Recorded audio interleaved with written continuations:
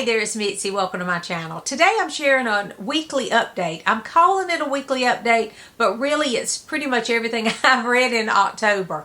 And I'm going to try to start doing a weekly update. I've done this before and I liked it, but I kind of got away from it because I was trying to figure out the best day of the week to share, to post. And I was thinking of Friday, but I do 5-book Fridays. Not every Friday, but I want to keep that open for 5-book Fridays. So I don't want to do it on Fridays. So I'm thinking of just posting these on Saturdays. So let me know in the comments if you have any ideas about that. I don't know which one I'll do, but I'm thinking about once a week anyway, some day of the week, sharing a weekly update. So today I'm calling this a weekly update, but technically it's not. Okay, I hope that makes sense to you. So I have read 5 books so far. I have some others that I'm reading. I started Barchester Towers by Anthony Trollope. That was one of them I wanted to read. Actually, it was for Kate's prompt, but I actually have a book here that I'm using for Kate's prompt already, so it doesn't count for that anymore. I'm just reading that one really for Alice because we had read The Warden together, and now this is the second in that series. So I have started that, but I don't have much to say about it because I'm not finished. And then I have started The Return of Sherlock Holmes. I'm pretty much reading a short story a day on that, and I have just a few left, and I'm really enjoying that too, but I'm not finished, so I'll talk about those later. And then I have a couple of other books on my nightstand that are just books that I'm mood reading. So these are the books that I have finished so far. So hang on because I'm going to grab my laptop because I want to tell you when the books are published. I'm trying to remember to do that, so hang on just a second. Okay, I've got my laptop here and hopefully it'll stay awake so that I can share these things with you. Okay, the first one that I read, these are not in any particular order. I'm going to say the first one I read, but I don't know that it is. But this was one I had for my October TBR Spin. I choose 2 books for my TBR Spin, and one of the books is always a gifted book, which is the book I'm going to talk about next, and the other is some of the other shelves that I have. One of the shelves is my Newbery Award winners, and so that's what this book is from, that shelf. This is called Kira, and I'm not sure how to pronounce the author. I apologize. I will butcher that name. I'm sorry. But anyway, this was a Newbery winner. It was published in 2004, and it was a good book, but for me, it was not a Newbery winner. I don't know why they chose this for the Newbery that year. I'm not sure what else was going on that year, but for me, this was not Newbery material. And the reason is, the main reason is because it wasn't deep enough. Newbery, to me, the reason that I fell in love with Newbery books when I first started reading them as a school teacher was because they usually were so character driven, and they had great topics for middle graders. And I don't know, it's just the setting was always like a part of like a character itself, and this doesn't do any of that. Now, it has a great plot. The premise of this book is this is a young Japanese American who moves with her family to the deep south in Georgia during the 1950s. Hang on. Sorry, my laptop keeps falling asleep. During the 1950s, and it's about her experience moving there with her family, and there are some great topics that I just don't think were covered enough. The characterization is shallow. There's not much character development. I just felt like they should have gone deeper with the characters, because this was a great opportunity to talk about the differences and moving to the deep south in Georgia in the 1950s as a Japanese American. I mean, there's a lot you can cover with that, and they really just skimmed over that. I mean, it's discussed a little bit, but not really. Cancer is in here. They really don't go into too much with that. Grief. It's all just touched upon, and to me, I think it had missed opportunities. But it was a good book. I enjoyed reading it. I just wanted it to be a little deeper. Another pet peeve, and this is just me because I'm from the South, and y'all is part of our bless your heart, y'all. My husband was joking with me the other day because I was talking about somebody, and I said, bless their heart. They did something, and he joked. He was like, he rolled his eyes and was like, yeah, bless her heart. And I thought, I use that all the time. I say bless her heart all the time. Here it's something that we actually say a lot. So anyway, bless her heart with writing this book. She uses y'all in a singular, and I think she does it a couple of times in here. Like she's talking to one person and says y'all. So anyway, it was a little bit of some things that I was like, there's no way that somebody would say it that way. There were several examples of that. And it's a chicken factory that they are working at here, and I don't know, I felt like she just said, okay, chicken factories, there were large chicken factories in Georgia in the 1950s, I'm just going to plop them down there. So I just felt like there should have been a little more research on that. Now, I'm sure that I miss a lot of things because I'm from the South, so if you tell me about something in the Midwest and it's some phrase that they use, I'll go with it because I don't know any better. But if you're going to use that, you need to know the area, because you're going to have a Midwestern read that and say, no, that's not how we say that. The other thing was the use of foul language. There's some ugly words in here, and I don't like ugly, especially in a middle grade book. And they use the Lord's name, they take the Lord's name in vain a couple of times in here, and that really infuriates me. And I don't like any book having, taking the Lord's name in vain. But in a middle grade, I really don't like it. And I find that it shouldn't even be a Newberry if you do that. That's a pet peeve. So anyway, those are the reasons that I had trouble with this one. Again, I did enjoy the book, the premise. I just felt there were some missed opportunities and a couple little things that I thought were just not for me.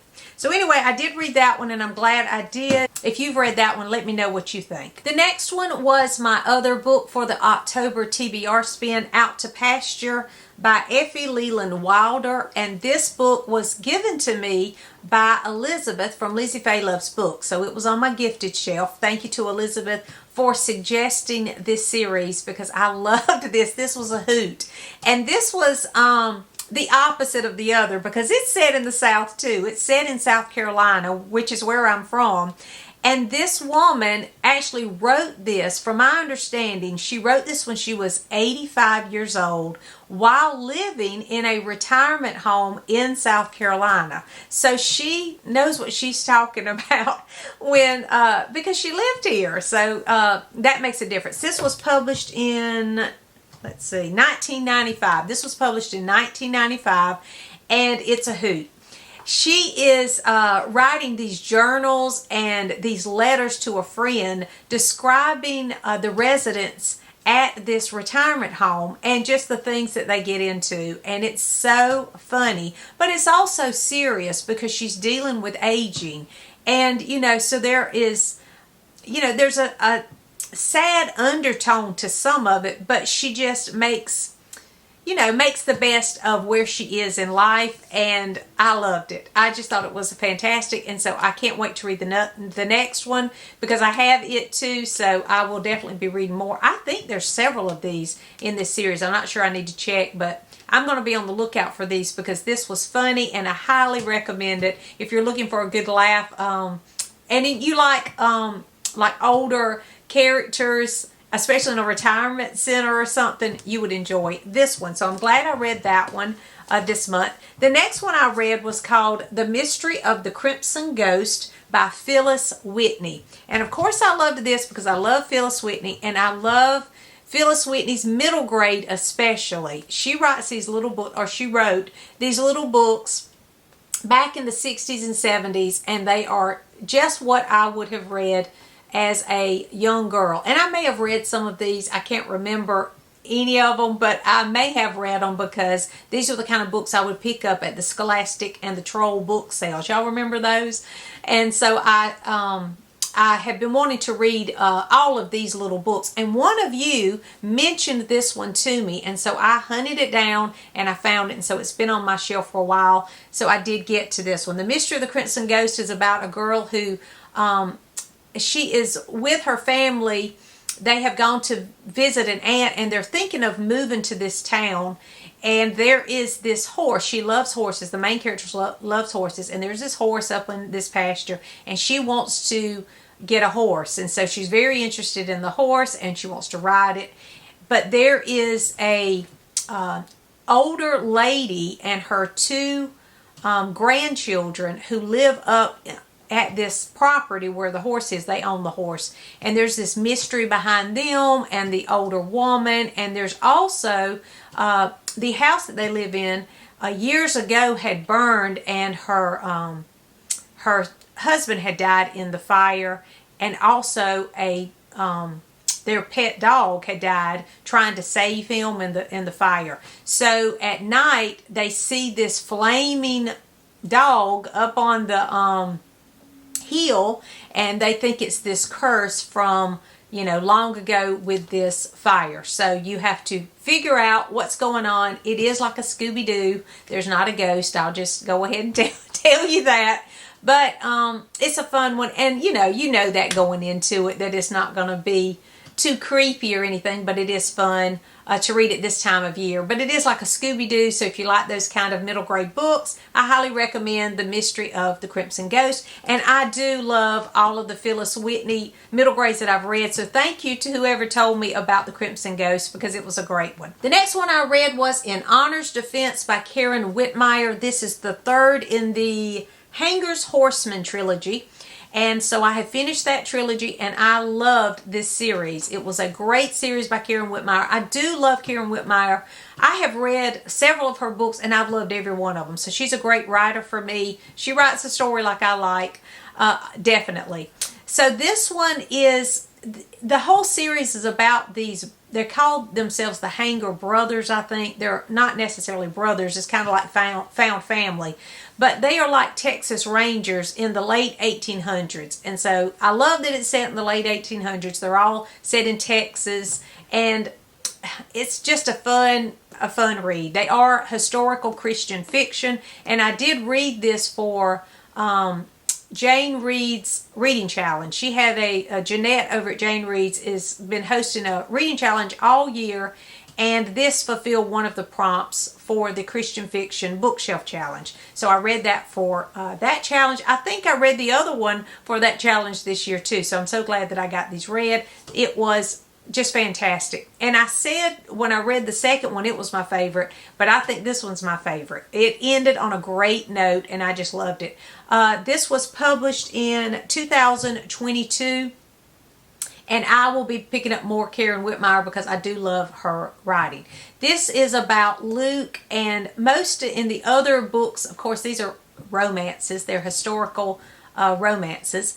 And so in the other books, the other guys are kind of marrying off. And so Luke's kind of now solo, and he's trying to figure out what to do with his life. And he comes to this town, and he meets under some different strenuous circumstances. I'll just say that something happens at the beginning, how he meets this girl named Damaris, I think it's her name. Yeah, Damaris Baxter. Damaris has moved to Texas to raise her nephew. She receives, at the very beginning of the story, she receives a telegram that her brother has died, and that she has been placed in, her nephew has been placed in her custody, and so she goes to Texas to raise him. And so that's how she meets Luke. And there are some mysteries about the death of her brother, as well as some other things going on with some cattle rustlers kind of people and that kind of thing in the town. And so it's about, like, corruption in the town and those kind of things. And of course there's a mystery and there's danger, but we have Luke, who is a strong character, as well as Damaris, who is a super strong character too. There was one scene in this book, I just fell in love with the book just from that sweet scene. I mean, it was like, It wasn't a romantic scene, but it was in a simple domestic way. It was just this beautiful domestic, I don't even know how to describe it, but it's from Luke's point of view, so it's from a man's point of view, and he walks in and looks at this room, and Damaris has tried to make it more inviting for him. And I'm not going to tell you all about it. But anyway, that one scene made me just fall in love with Luke because he appreciated her efforts from that. But also Damaris for her gentle nature and her character and how she was trying to care for this person to make them feel more at home. It was just beautiful. And it was just so domestic and heartwarming that I just want to, it's one of those, I don't know if you do this, but there are chapters in books, scenes in books that I'll mark and I'll go just reread those. It's one of those kind of scenes. It was just so heartwarming. Anyway, I loved this book and I'm glad that I read that trilogy, and I have a couple more, 2 or 3 more, Karen Witemeyer on my shelf, and so I can't wait to get to them because she has become a favorite author for me. Finally, I read Uncle Silas by Sheridan Fanu. I don't know if I'm saying that right. With my southern accent, I'm probably butchering that author's name, but I loved this. This is an all-time favorite. I mean, I can't stop talking about it. I know my husband's like, quit talking about Uncle Silas already. This is not going to be my last one by this Sheridan Fanu. That's how I'm saying it. I just loved it so much. It was, I mean, seriously, y'all, it is up there with David Copperfield and Jane Eyre for me. I love it that much.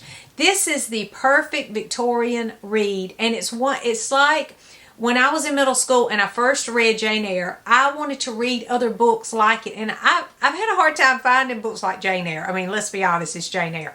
But this has those kind of elements in it where there's some kind of secret mystery, there's an old house, those kinds of things, but it's the perfect sensation novel. So it is just a page turner. It's accessible. It was perfect for this time of year too. Just from the first sentence, I knew I would love it.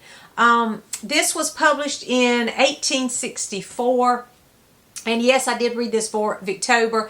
And I also used this for Kate Howe's prompt for Victober. I think it was something with a religious element. And this definitely has a religious element. But it's because the father in the story, he has this weird religion that I'd never heard of before. It's sort of, he takes Christian elements and puts them with these mystical things, which is dangerous, by the way. Don't do that. But anyway, it's these mystical things in it. And so it starts out with this weird things going on where this man comes over and they go into the room and they're discussing things, and it's told from the perspective of this young girl, and she's trying to figure out what's going on. So I just loved every minute of it. It's gothic, it's suspenseful, and it's a little scary. It's a little scary too. So I just highly recommend this.